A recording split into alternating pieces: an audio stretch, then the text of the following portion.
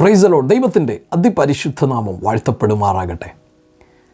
ഒരു മനുഷ്യൻ്റെ ജീവിതം വിജയകരമായിരുന്നോ അതോ പരാജയമായിരുന്നോ എന്ന് വിലയിരുത്തപ്പെടുന്നത് പലപ്പോഴും അദ്ദേഹം ജീവിച്ചിരിക്കുമ്പോഴല്ല, ആ മനുഷ്യൻ മരിച്ചതിന് ശേഷമായിരിക്കും. അദ്ദേഹത്തിൻ്റെ അവസാനത്തിങ്കൽ അദ്ദേഹം എത്രത്തോളം സമൂഹത്തിന് നന്മകൾ സംഭാവന ചെയ്തിട്ടുണ്ട്, അതോ അദ്ദേഹം തിന്മകൾ മാത്രം സംഭാവന ചെയ്ത വ്യക്തിയാണോ എന്നൊക്കെ വിലയിരുത്തിയതിനു ശേഷം അദ്ദേഹത്തിൻ്റെ ജീവിതം വിജയകരമായിരുന്നോ പരാജയമായിരുന്നോ എന്ന് നമുക്ക് മനസ്സിലാക്കിയെടുക്കുവാനായിട്ട് കഴിയും. അങ്ങനെയാണെങ്കിൽ ഇന്ന് പകലിൽ നമ്മോട് തന്നെ ഇങ്ങനെ ഒരു ചോദ്യം ചോദിക്കുന്നത് നല്ലതായിരിക്കും. നമുക്ക് വേണ്ടി ദൈവം വച്ചിരിക്കുന്ന ഈ വിലയേറിയ ജീവിതത്തിൻ്റെ അവസാനത്തെ ദിവസം ഇന്നാണ് എങ്കിൽ നമ്മുടെ ജീവിതത്തെ നാം എപ്രകാരമാണ് വിലയിരുത്തുക? നമ്മെ തന്നെ ഒന്ന് ശോധന ചെയ്യുവാനായിട്ട് ഇന്ന് പകലിൽ തയ്യാറായാൽ അത് ഏറ്റവും അനുഗ്രഹമായിരിക്കും. ചില നിമിഷങ്ങൾ അതിനു വേണ്ടിയിട്ട് ഒന്ന് സ്പെൻഡ് ചെയ്താട്ടെ. A new day with Jesus, യേശുവിനോടൊപ്പം പുതിയ ദിനം എന്നുള്ള ഈ പ്രഭാത വചനധ്യാനത്തിങ്കിലേക്ക് താങ്കളെ ഹാർദവമായി സ്വാഗതം ചെയ്യുന്നു. ഇന്ന് പകലിലെ വചനധ്യാനത്തിങ്കിൽ ഒരു പ്രത്യേക വാക്ക് എന്നെ വല്ലാതെ ചിന്തിപ്പിച്ചു. ഒരുമിച്ച് ആ ഭാഗത്തിങ്കിലേക്ക് നിങ്ങളുടെ ശ്രദ്ധയെ ഞാൻ ക്ഷണിക്കുകയാണ്. 2 ദിനവൃത്താന്തം 21-ാം അധ്യായം അതിൻ്റെ 20-ാമത്തെ അധ്യായത്തിൽ ഇങ്ങനെ നമുക്ക് വായിക്കുവാനായിട്ട് കഴിയും. അവൻ വാഴ്ച തുടങ്ങിയപ്പോൾ അവൻ 32 വയസ്സായിരുന്നു. അവൻ 8 സംവത്സരം യെരൂശലേമിൽ വാണ് ആർക്കും ഇഷ്ടനാകാതെ കഴിഞ്ഞുപോയി. അവനെ ദാവീദിൻ്റെ നഗരത്തിൽ അടക്കം ചെയ്തു, രാജാക്കന്മാരുടെ കല്ലറകളിൽ അല്ല താനും. ആ 2-3 വാക്കുകൾ ഒരിക്കൽ കൂടെ ആവർത്തിച്ചു പറയട്ടെ. ആർക്കും ഇഷ്ടനാകാതെ കഴിഞ്ഞുപോയി. ദൈവം നമുക്ക് നൽകിയിരിക്കുന്ന ഏറ്റവും വിലയേറിയ ഒരു സമ്പത്താണ് നമ്മുടെ ഈ ജീവിതം, ഈ മനോഹരമായിട്ടുള്ള ജീവിതം. ഈ ഭൂമിയിൽ പാർക്കുവാൻ ദൈവം നമുക്ക് അവസരം നൽകിയിരിക്കുന്നു എന്നുള്ളത് ഏറ്റവും മഹത്തരമായ കാര്യമാണ്. ഓരോ നിമിഷവും, ഓരോ ദിവസവും, ഓരോ സെക്കൻഡ് പോലും അതുകൊണ്ട് വളരെ വിലയേറിയതാണ്. അതുകൊണ്ടാണ് നാം എപ്പോഴും പറയുന്നത് നമ്മുടെ ജീവിതത്തിൻ്റെ സമയം വിലപ്പെട്ടതാണ്, അത് പാഴാക്കരുത് എന്ന്. ഇന്ന് പലരും അതിൻ്റെ മൂല്യം മനസ്സിലാക്കാതെ, ഈ ജീവിതത്തെ വിലയേറിയതായി കാണാതെ വിലയില്ലാത്തതായി കണ്ടുകൊണ്ട് ജീവിതത്തിൻ്റെ സമയങ്ങൾ പാഴാക്കിക്കൊണ്ടിരിക്കുമ്പോൾ ഒരിക്കൽ കൂടെ ഈ പ്രാരംഭത്തിൽ ഓർപ്പിക്കട്ടെ, ഈ ജീവിതം ദൈവം നൽകിയിരിക്കുന്ന ഏറ്റവും വിലയേറിയ ദാനമാണ്. ഈ ജീവിതത്തിലെ ഓരോ ദിവസങ്ങളും, ഓരോ സമയവും നാം വിലയേറിയതായി കണ്ടുകൊണ്ട് അതിനെ ഏറ്റവും ജയത്തോടെ, ഏറ്റവും വിജയകരമായിട്ട് അതിനെ ഉപയോഗിക്കുവാനായിട്ട് നമുക്ക് ദൈവം സഹായിക്കുമാറാകട്ടെ. നോക്കുക, ഇവിടെ ഒരു മനുഷ്യനെ പറ്റി കാണുകയാണ്. അദ്ദേഹത്തിൻ്റെ ജീവിതത്തെപ്പറ്റി ഇങ്ങനെയാണ് നമുക്ക് കാണുവാനായിട്ട് കഴിയുക. ആർക്കും ഇഷ്ടനാകാതെ കഴിഞ്ഞുപോയ ഒരു ജീവിതം. പ്രത്യേകിച്ച് ഈ മരണ വീടുകളിലൊക്കെ നാം ശ്രദ്ധിച്ചാൽ നമുക്കറിയാം, ഒരു മനുഷ്യൻ മരിച്ചു കിടക്കുമ്പോൾ അദ്ദേഹത്തിൻ്റെ വീട്ടുകാരും നാട്ടുകാരും ഒക്കെ ഒരുപാട് നല്ല കാര്യങ്ങൾ പറഞ്ഞ് അദ്ദേഹത്തെ പുകഴ്ത്താറുണ്ട്. എന്നാൽ ഇവിടെ നോക്കുക, ഒരു രാജാവായിരുന്ന ഒരു മനുഷ്യനാണ് അവിടെ മരിച്ചു കിടക്കുന്നത്. അദ്ദേഹത്തിൻ്റെ പേര് വിവരങ്ങൾ നമുക്ക് വേഗത്തിൽ ചിന്തിക്കാം. എന്നാൽ ഈ സാഹചര്യം ഒന്ന് വ്യക്തമാകട്ടെ. ഒരു രാജാവ് മരിച്ചു കിടക്കുമ്പോൾ ആ രാജാവിനെ പറ്റി പറയുകയാണ്, ആർക്കും ഇഷ്ടനാകാതെ കഴിഞ്ഞുപോയ ഒരു മനുഷ്യനാണ് അവിടെ കിടക്കുന്നത് എന്ന്. സാധാരണ നമ്മുടെ നാട്ടിൽ ഏതെങ്കിലും ഒരു മന്ത്രി മരിച്ചാൽ അദ്ദേഹത്തിൻ്റെ അണികളെങ്കിലും അദ്ദേഹത്തിൻ്റെ ജീവിതത്തിൻ്റെ നന്മകളെക്കുറിച്ച് ഒരുപാട് വാഴ്ത്തിപ്പാടും. ഒരുപക്ഷെ എതിർപക്ഷത്ത് നിൽക്കുന്ന പാർട്ടിക്കാർ അദ്ദേഹത്തെപ്പറ്റി പിന്നെയും കുറ്റങ്ങൾ ആരോപിച്ചുകൊണ്ടേ ഇരുന്നാലും അദ്ദേഹത്തിൻ്റെ അണികളെങ്കിലും അദ്ദേഹത്തെക്കുറിച്ച് നല്ല വാക്ക് പറയാറുണ്ട്. എന്നാൽ ഇവിടെ ഒരു മനുഷ്യനെ, ഒരു രാജാവിനെ പറ്റി നാം കാണുകയാണ്. ആർക്കും ഇഷ്ടനാകാതെ കഴിഞ്ഞുപോയ ഒരു ജീവിതം. അദ്ദേഹത്തിൻ്റെ അണികൾക്കോ അദ്ദേഹത്തിൻ്റെ എതിർപക്ഷത്തിനോ അല്ല, ദൈവത്തിന് പോലും വിരോധമായി ജീവിച്ചുകൊണ്ട്, ദൈവത്തിന് പോലും ഇഷ്ടനാകാതെ വെറുതെ പാഴായിപ്പോയ ഒരു ജീവിതം നയിച്ച ഒരു വ്യക്തിയാണ് നാം അവിടെ കാണുന്നത്. ഇത് മറ്റാരുമല്ല, യഹൂദയുടെ രാജാവായിരുന്ന യഹോരാം എന്നുള്ളൊരു മനുഷ്യനെ പറ്റിയാണ്, ഒരു രാജാവിനെ പറ്റിയാണ് നാം കാണുന്നത്. സാധാരണ ഒരു മനുഷ്യനല്ല. യഹൂദ എന്നുള്ള ഒരു രാജ്യത്തെ മുഴുവനും ഭരിക്കുവാൻ ദൈവം ഭരമേൽപ്പിച്ച വലിയ ഉത്തരവാദിത്വം ചുമലിലേന്തി ഏറ്റവും വിലയേറിയ ഒരു ജീവിതം കാഴ്ചവെക്കേണ്ടിയ ഒരു മനുഷ്യനായിരുന്നു യഹോരാം എന്നുള്ള യഹൂദയുടെ രാജാവായ ഈ മനുഷ്യൻ. യഹോശാഫാത്ത് എന്നുള്ള ദൈവത്തിന് പ്രസാദകരമായിട്ടുള്ളത് ചെയ്ത് ഇസ്രയേലിൻ്റെ സ്പിരിച്വൽ ക്ലൈമറ്റിന് തന്നെ ഒരു നല്ല സ്റ്റാൻഡേർഡ് ഉണ്ടാക്കിയ മനുഷ്യനായിരുന്നു ഇദ്ദേഹത്തിൻ്റെ പിതാവായ യഹോശാഫാത്ത്. എന്നാൽ യഹോശാഫാത്തും ശലോമോനും ദാവീദുമൊക്കെ ഒരുക്കി വെച്ച ആ സ്റ്റാൻഡേർഡിന് വിപരീതമായിട്ട് ഈ മനുഷ്യൻ ചെയ്യുന്ന ചില കാര്യങ്ങൾ 2 ദിനവൃത്താന്തം 21-ാമത്തെ അധ്യായത്തിൽ നമുക്ക് കാണാം. വേഗത്തിൽ ചില കാര്യങ്ങൾ മാത്രം സൂചിപ്പിക്കട്ടെ. ഒന്നാമതായി നാം മനസ്സിലാക്കേണ്ടത്, തൻ്റെ 32-ാമത്തെ വയസ്സിൽ യെഹോശാഫാത്തിൻ്റെ മരണശേഷം യഹോരാം അധികാരത്തിലേക്ക് കടന്നു വരികയാണ്. അധികാരത്തിലേക്ക് കടന്നു വന്ന യഹോരാം ചെയ്യുന്ന ഒന്നാമത്തെ ക്രൂരമായ പ്രവൃത്തി തൻ്റെ സഹോദരന്മാരെല്ലാം വാൾ കൊണ്ട് വെട്ടിവീഴ്ത്തി. എന്ന് പറഞ്ഞാൽ തൻ്റെ അധികാരം, തൻ്റെ ഈ കസേര സ്ഥിരപ്പെടുത്തുവാനായിട്ട് തൻ്റെ സഹോദരങ്ങളെല്ലാം നിഷ്കരുണം കൊന്നുകളഞ്ഞ നീചനായ ഒരു യഹോരാമിനെ നാം അവിടെ കാണുകയാണ്. തുടർന്ന് നാം വായിക്കുമ്പോൾ 6-ാമത്തെ വചനത്തിൽ നാം എത്തുമ്പോൾ സൂചിപ്പിച്ചതുപോലെ ദാവീദിൻ്റെയും ശലോമോൻ്റെയും ഇദ്ദേഹത്തിൻ്റെ തന്നെ പിതാവായ യഹോശാഫാത്തിൻ്റെയും ആസായുടെയും ഒക്കെ വഴികളിൽ നടക്കേണ്ടതിന് പകരം ഈ മനുഷ്യൻ തിരഞ്ഞെടുത്തത് ഇസ്രയേലിൻ്റെ രാജാവായിരുന്ന ആഹാബിൻ്റെ, ഇസ്രയേലിൻ്റെ ചരിത്രത്തിൽ തന്നെ ഏറ്റവും ദൈവത്തിന് വിരോധമായി നിന്ന രാജാവായ ആഹാബിൻ്റെ വഴികൾ ഇദ്ദേഹം തിരഞ്ഞെടുക്കുവാനായിട്ട് തയ്യാറായി. അങ്ങനെ തന്നെ അവിടെ ആ വചനത്തിൽ നാം കാണുന്നുണ്ട്, ഇസ്രയേലിൻ്റെ വഴികളിൽ ആഹാബിൻ്റെ വഴികൾ തിരഞ്ഞെടുക്കുവാനായിട്ട് ഇദ്ദേഹം തയ്യാറാവുകയും ആഹാബിൻ്റെ മകളായ അഥല്യായെ താൻ വിവാഹം കഴിക്കുകയും ചെയ്യുകയാണ്. എന്ന് പറഞ്ഞാൽ ദൈവത്തിങ്കൽ നിന്ന് ഏറ്റവും അകലങ്ങളിലേക്ക് പോകുവാൻ താൻ തന്നെ അങ്ങ് തീരുമാനമെടുക്കുകയാണ്.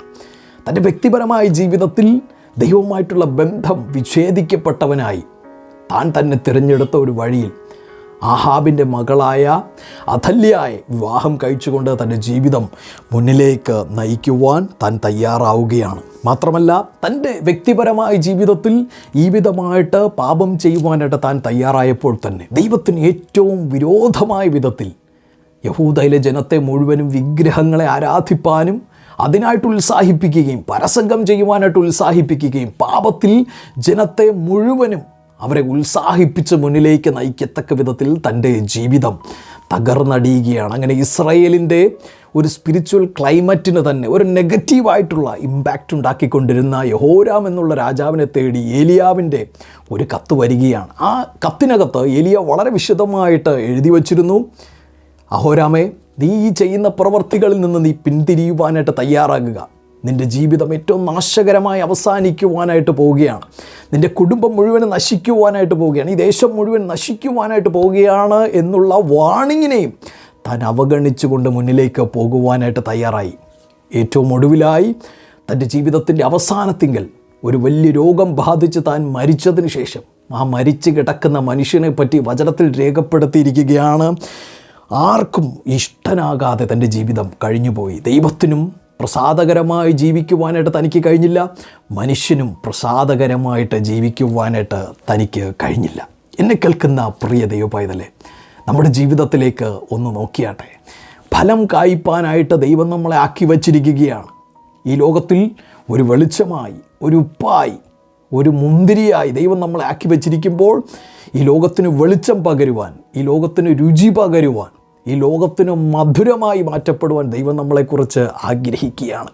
അങ്ങനെ തന്നെ നമ്മുടെ ജീവിതത്തെ ആക്കി മാറ്റുവാനായിട്ട് നമുക്ക് കഴിഞ്ഞില്ല എങ്കിൽ നമ്മുടെ ജീവിതം പരാജയത്തിലേക്കാണ് നീങ്ങുന്നത് എന്ന് ഓർക്കുക. കൊലോസ്യർക്ക് എഴുതിയ ലേഖനം 1-ാം അധ്യായം അതിൻ്റെ 10-ാമത്തെ വചനത്തിൽ ഇങ്ങനെ നാം വായിക്കുകയാണ്, നിങ്ങൾ പൂർണ്ണ പ്രസാദത്തിനായി കർത്താവിന് യോഗ്യമാകും വണ്ണം നടന്ന് ആത്മീകമായ സകല ജ്ഞാനത്തിലും വിവേകത്തിലും അവൻ്റെ ഇഷ്ടത്തിൻ്റെ പരിജ്ഞാനം കൊണ്ട് നിറഞ്ഞു വരണമെന്നും സൽപ്രവൃത്തിയിലും ഫലം കായ്ച്ച് ദൈവത്തെക്കുറിച്ചുള്ള പരിജ്ഞാനത്തിൽ വളരണമെന്നും ആഗ്രഹിക്കുന്നു എന്ന് വചനത്തിൽ നാം രേഖപ്പെടുത്തി കാണുകയാണ്. 2 പ്രധാനപ്പെട്ട വാക്കുകൾ. ഒന്ന്, നാമും ദൈവവുമായിട്ടുള്ള ബന്ധത്തിൽ കർത്താവിന് പ്രസാദകരമായിട്ടുള്ള ഒരു ജീവിതത്തിന് ഉടമകളായി നാം മാറ്റപ്പെടണം. 2, നമ്മുടെ ജീവിതത്തിൽ നിന്ന് ദൈവം ആഗ്രഹിക്കുന്ന ഒരു കാര്യമാണ്, നാം ദൈവവുമായിട്ടുള്ള ബന്ധം ക്രമപ്പെട്ട് കഴിയുമ്പോൾ സകല സൽപ്രവൃത്തിയിലും ഫലം കായ്ക്കുന്ന ഒരു ജീവിതത്തിന് ഉടമകളായി നമുക്ക് മാറ്റപ്പെടുവാനായിട്ട് കഴിയും. 2 കാര്യങ്ങൾ. ഒന്ന്, ദൈവത്തിന് പ്രസാദകരമായിട്ട് നമുക്ക് ജീവിക്കുവാനായിട്ട് കഴിയണം. സൽപ്രവൃത്തിയിൽ ഫലം കായ്ക്കുന്ന അനുഭവത്തിലേക്ക് നാം ഉയർന്നു വരണം. ഇവിടെ യഹോരാമിൻ്റെ ജീവിതം ദൈവത്തിന് പ്രസാദകരമല്ലാത്ത വിധത്തിൽ തൻ്റെ ജീവിതത്തെ ക്രമീകരിച്ച് അനിഷ്ടനായ വിധത്തിൽ, ആർക്കും ഇഷ്ടമില്ലാത്ത ഒരു ജീവിതത്തിനുടമയായി അപ്രകാരം തൻ്റെ ജീവിതം അവസാനിക്കുമ്പോൾ ദൈവം നമ്മളെക്കുറിച്ച് ആഗ്രഹിക്കുന്നത് ദൈവത്തിന് പ്രസാദകരമായി സൽഗുണത്തിൽ, സൽപ്രവർത്തികളിൽ വ്യാപൃതരാകും വണ്ണം ഒരു ജീവിതത്തിന് ഉടമകളായി മാറ്റപ്പെടുവാൻ ദൈവം നമ്മളെക്കുറിച്ച് ആഗ്രഹിക്കുകയാണ്. യോഹന്നാന്റെ സുവിശേഷം 15-ാം അധ്യായം അതിൻ്റെ 8-ാമത്തെ വചനം, നിങ്ങൾ വളരെ ഫലം കായ്ക്കുന്നതിനാൽ എൻ്റെ പിതാവ് മഹത്വപ്പെടുന്നു, അങ്ങനെ നിങ്ങൾ എൻ്റെ ശിഷ്യന്മാരാകും. ഫിലിപ്പിയർക്ക് എഴുതിയ ലേഖനം 2-ാം അധ്യായം 14-ാമത്തെയും 15-ാമത്തെ വചനത്തിൽ വായിക്കുന്നു, വക്രതയും കോട്ടവുമുള്ള തലമുറയുടെ നടുവിൽ നിങ്ങൾ അനന്യരും പരമാർത്ഥികളും ദൈവത്തിൻ്റെ നിഷ്കളങ്ക മക്കളുമാകേണ്ടതിന് എല്ലാ പിറുപിറുപ്പും വാദവും കൂടാതെ ചെയ്യുവിൻ. അവരുടെ ഇടയിൽ നിങ്ങൾ ജീവൻ്റെ വചനം പ്രമാണിച്ചുകൊണ്ട് ലോകത്തിൽ ജ്യോതിസ്സുകളെ പോലെ പ്രകാശിക്കുന്നു.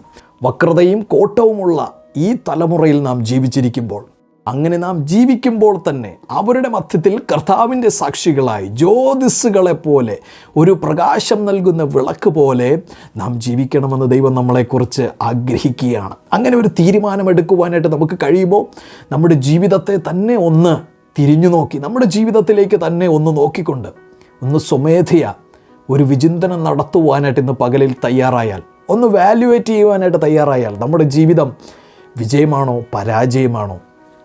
എവിടെയെങ്കിലുമൊക്കെ ചില കുറവുകൾ ഇന്ന് പകലിൽ പരിശുദ്ധാത്മാവ് ഓർപ്പിക്കുകയാണെങ്കിൽ ഒന്ന് ക്രമപ്പെടുവാനായിട്ട് വിട്ടുകൊടുത്താട്ടെ. ദൈവവുമായിട്ടുള്ള ബന്ധത്തിൽ, മനുഷ്യരുമായിട്ടുള്ള ബന്ധത്തിൽ ദൈവം ആഗ്രഹിക്കുന്ന വിധത്തിൽ ഫലം കായ്ക്കുവാനായിട്ട് നമുക്ക് കഴിയുന്നുണ്ടോ? ഒരു വൃക്ഷത്തെ ഫലം കൊണ്ട് തിരിച്ചറിയുമെന്ന് വചനത്തിൽ നാം കാണുകയാണ്. എത്രത്തോളം സൽപ്രവൃത്തികൾ നമ്മളിൽ നിന്ന് പുറപ്പെടുവിക്കപ്പെടുവാനായിട്ട് നമുക്ക് കഴിയുന്നുണ്ട്. ഗലാത്യർക്ക് എഴുതിയ ലേഖനം 5-ാം അധ്യായം 22-ാമത്തെ വചനത്തിലെ 9 ചെക്ക് ലിസ്റ്റുകൾ ഞാൻ നിങ്ങളുടെ മുമ്പിൽ വായിച്ച് കേൾപ്പിക്കട്ടെ. ഓരോന്നായി വായിക്കുമ്പോൾ ഓർക്കുക, ഈ ഫലങ്ങൾ നമ്മുടെ ജീവിതത്തിൽ ഉണ്ടാകണമെന്ന് ദൈവം ആഗ്രഹിക്കുകയാണ്.